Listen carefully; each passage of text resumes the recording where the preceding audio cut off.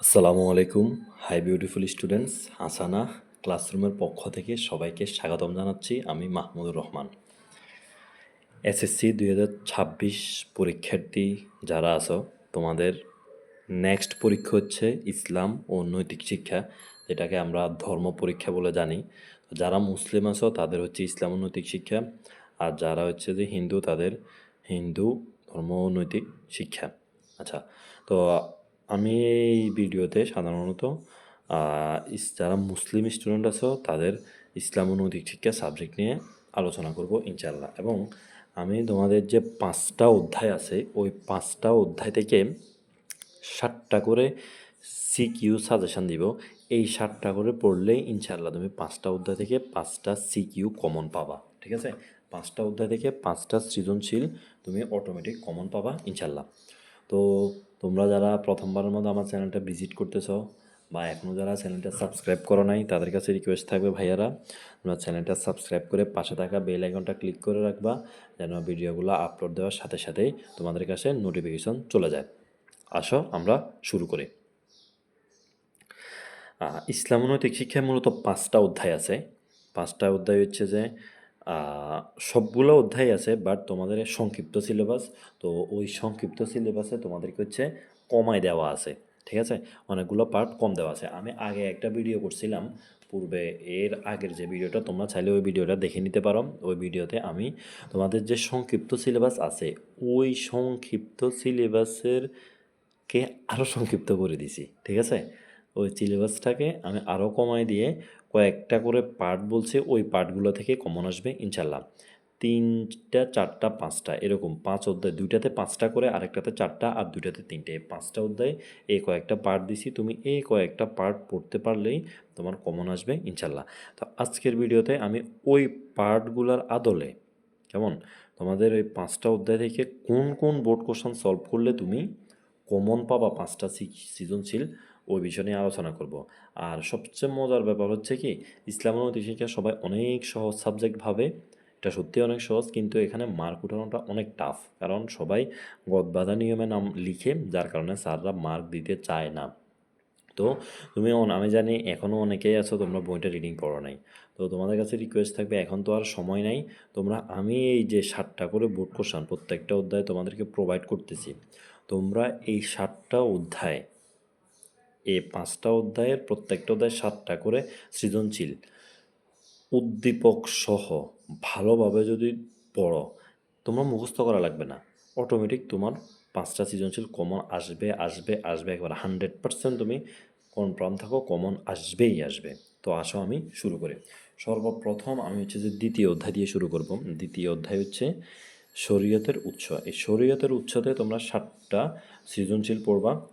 সর্বপ্রথম হচ্ছে ঢাকা বোর্ড 25, এরপর হচ্ছে যশোর 25, কুমিল্লা 25, চট্টগ্রাম 25, যশোর 24, কুমিল্লা 24, কুমিল্লা 23। এই 7টা সিকিউ পড়লে তুমি একটা সিকিউ কমন পাবা ইনশাআল্লাহ, একটা সিকিউ তোমার কমন আসবে ইনশাআল্লাহ। এরপরে আসো তৃতীয় অধ্যায়। তৃতীয় অধ্যায় হচ্ছে, তো আমি তোমাদেরকে কালকে কিন্তু গত যে ভিডিওটা করছিলাম ওই ভিডিওতে আমি বলে দিয়েছিলাম যে তোমরা কোন কোন অধ্যায় বেশি গুরুত্বপূর্ণ। তোমার সবচেয়ে বেশি গুরুত্বপূর্ণ হচ্ছে দ্বিতীয় অধ্যায়, এরপরে তৃতীয় অধ্যায়, এরপরে হচ্ছে চতুর্থ অধ্যায়, এরপরে পঞ্চম, এরপরে প্রথম। তো আমি ওভাবেই আমার ভিডিওটাকে সাজাইছি। ঠিক আছে, এরপর আসো তৃতীয় অধ্যায়। তৃতীয় অধ্যায় হচ্ছে এবাদত। এবাদতে হচ্ছে যে 7টা সৃজনশীল পড়বা।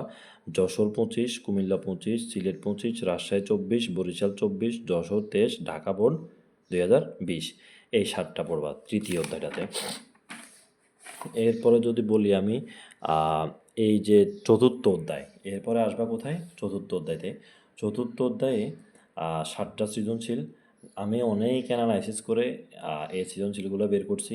এগুলো এরকম না যে শুধু তোমাদেরকে বলে দিতেছি, এরকম না, তোমরা দেখবা পরীক্ষার পরে আমার সাজেশনটার সাথে মিলিয়ে দেখবা এগুলো থেকে কমন আসে কিনা। তুমি 35টা সৃজনশীল করবা, 5টা 100% কমন আসবেই আসবে।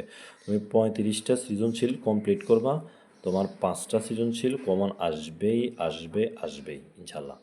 তো আখলাক চতুর্থ অধ্যায়, এখান থেকে পড়বা 7টা। ঢাকা বোর্ড 25, যশোর 25, কুমিল্লা 25, চট্টগ্রাম 25, দিনাজপুর 24, ঢাকা 23, কুমিল্লা 23। ঠিক আছে, মাঝখানে তোমাদেরকে আরেকটা কথা বলি, তোমরা ইসলাম নৈতিক শিক্ষায় কীভাবে আনসার করবা, কীভাবে সৃজনশীল লিখবা, এরপরে কতটুকু নিচ থেকে বানাই লিখবা বা কোরআন হাদিসের উক্তি কতটুকু ইউজ করবা। তো ওই সংক্রান্ত আমি পরবর্তী একটা ভিডিও আপলোড করব। তোমাদের কাছে রিকোয়েস্ট থাকবে তোমরা এই ভিডিওটা দেখবা, ওই ভিডিওটা দেখবা, দেখলে তোমরা খুব সুন্দরভাবে উপস্থাপন করার মাধ্যমে সহজেই এই সাবজেক্টটাকে A+ তুলতে পারবা। ইসলাম নৈতিক শিক্ষা খুবই সহজ, বাট এখানে মার্ক ওঠানো একটু কঠিন। মার্ক ওঠানোর জন্য তোমাকে হচ্ছে যে সুন্দরভাবে উপস্থাপন করতে হবে। আমরা বলি না, মানুষ হচ্ছে সৌন্দর্যের পূজারী, তাই না?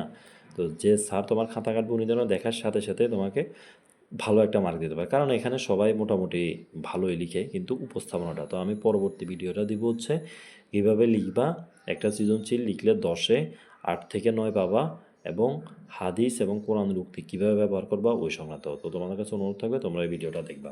আসো পঞ্চম অধ্যায়।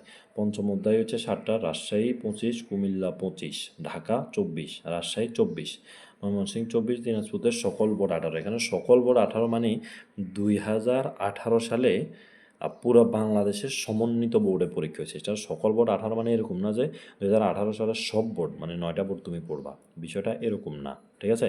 বিষয়টা হচ্ছে যে কি, 18 সালে সমন্বিত বোর্ডে পরীক্ষা হয়েছে পুরো বাংলাদেশে, ওই সমন্বিত বোর্ডটা পড়বা, শুধু একটাই বোর্ড। সর্বশেষ আসো প্রথম অধ্যায়। প্রথম অধ্যায় হচ্ছে যশোর 25, চট্টগ্রাম 25, ময়মনসিংহ 25, ঢাকা 24, যশোর 24, কুমিল্লা 24, চট্টগ্রাম 23, 7টা। তো ভাইয়ারা, আমি তোমাদেরকে 5টা অধ্যায়ের 7টা করে সৃজনশীল বোর্ড কোশ্চান প্রোভাইড করলাম। তোমরা এই 7টা করে পড়লে ইনশাল্লাহ তোমাদের 5টা সৃজনশীল কমন আসবে। আর তোমরা যেহেতু ভালোভাবে রিডিং পড়ো নাই, তোমরা আর যে কালকেই তো পরীক্ষা, আর যে একটা দিন আছে, এই কয়েকটা 35টা সৃজনশীল পড়া খুবই ইজি। এরকম না যে বিষয়টা তোমরা সৃজনশীলগুলো মুখস্থ করতে হবে, এগুলো অনেক ইজি, এগুলো জাস্ট তুমি একটুখানি পড়লে। আমরা যেহেতু মুসলিম, এই বিষয়গুলো আমরা এমনিতেই জানি, তাই না? তো তোমরা হচ্ছে জাস্ট 35টা সৃজনশীল আমি তোমাদেরকে বলবো, তুমি জাস্ট হচ্ছে যদি 2বার করেও পড়ো মনোযোগ দিয়ে, জাস্ট 2বার করেও যদি পড়ো, তুমি অবশ্যই 5টা সৃজনশীল কমন পাবা। আর তোমাদের সিকিউ SQ যেটা আছে শর্ট কোশ্চান 10টা দিতে হবে। ওই 10টার জন্য তুমি বোর্ড, তোমরা যে গাইড বা টেস্ট পেপার নিছো, ওই গাইড বা টেস্ট পেপার থেকে তুমি পড়ে নেবে, দেখবে কমন চলে আসবে। এখানে মুখস্থ করার কিছুই নাই, ঠিক আছে? আর MCQর জন্য তোমরা হচ্ছে যে গাইড বা টেস্ট পেপারের MCQর জন্য গাইড বা টেস্ট পেপারের MCQগুলো পড়ে নেবে, বোর্ড কোশ্চান এবং মাস্টার ট্রেনার বোর্ড কোশ্চান এবং মাস্টার ট্রেনার।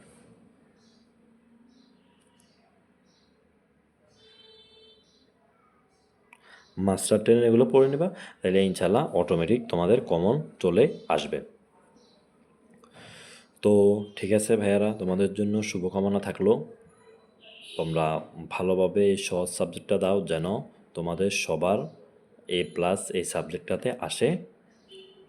আর একটা দিন আছে, একটা দিন ভালোভাবে ইউটিলাইজ করো, তাহলে তোমরা ভালো একটা ফলাফল নিয়ে আসতে পারবা। তো সর্বশেষ তোমাদের কাছে একটা রিকোয়েস্ট থাকবে, তোমরা চ্যানেলটা সাবস্ক্রাইব করে পাশে থাকা বেল আইকনটা ক্লিক করে রাখবা। কমেন্টে জানাবা পরবর্তী কোন বিষয়ে ভিডিও পেতে চাও, এবং লাইক করে পাশে থাকবা। তো ঠিক আছে ভাইয়ারা, সবাই ভালো থাকো, সুস্থ থাকো, পড়াশোনা করো। তোমাদের জন্য অনেক অনেক অনেক শুভকামনা থাকলো। আসসালামু আলাইকুম।